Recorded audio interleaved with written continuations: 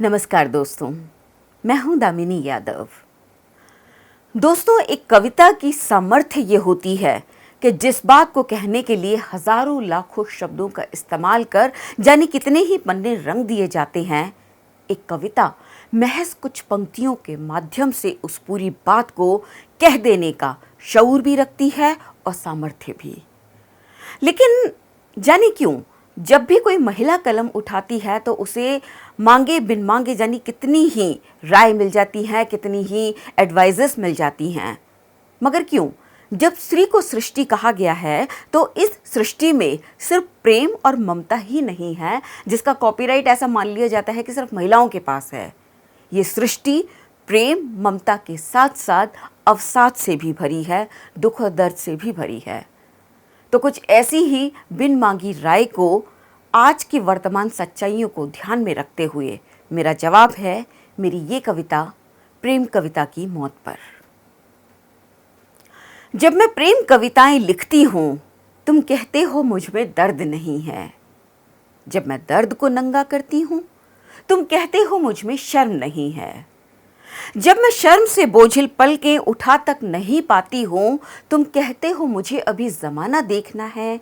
जब जमाने को देखकर मैं तुम्हें दुनिया दिखाती हूं तुम कहते हो मुझे प्रेम करने की जरूरत है।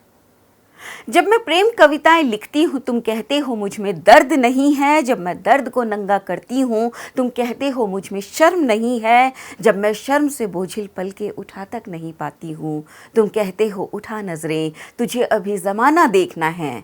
जब ज़माने को देखकर मैं तुम्हें दुनिया दिखाती हूं तुम कहते हो मुझे अभी प्रेम करने की ज़रूरत है। पर मेरी शर्म से झुकी पलकें जो तुमने जबरदस्ती उठवाई, खुली आंखों में जो तुमने अपनी नंगी सच्चाइयां घुसाई, वो देखती हैं सड़क पर जन्मते और जन्म कर सड़क पर ही मरते किसी इंसान के ही बीच को। वो ठिठक जाती हैं बलात्कार से उधड़े शरीरों पर।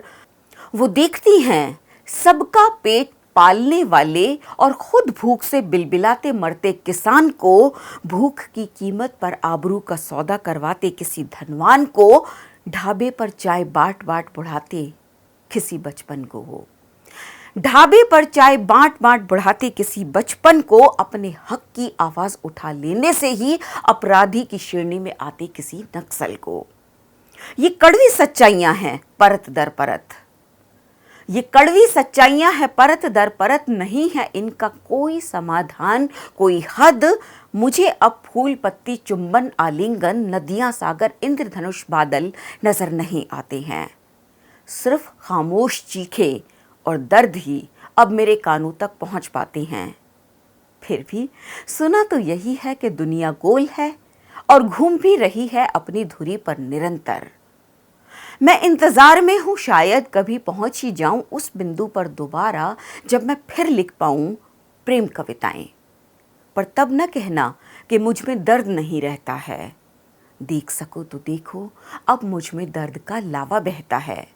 अब मैं शर्माऊंगी भी नहीं, तुम्हें ही शर्मसार कर दूंगी, क्योंकि मैं अब जान गई हूं तुम्हारा भी राज कि कपड़ों के नीचे सबकी तरह तुम्हारा जिस्म भी नंगा रहता है। तुम्हारी ज़बान कुछ और कहती है, तुम्हारा जिस्म कुछ और कहता है। इसीलिए तो देखो तुम्हारी दोगली समझदारी का ठीकरा अब मेरे ठेंगे पर रहता है। द वायर के और वीडियोस देखने के लिए सब्सक्राइब करें और बेल आइकन पर क्लिक करें। स्वतंत्र पत्रकारिता की आर्थिक मदद करने के लिए डिस्क्रिप्शन में दिए गए लिंक पर जाएं और अपनी राशि चुनें।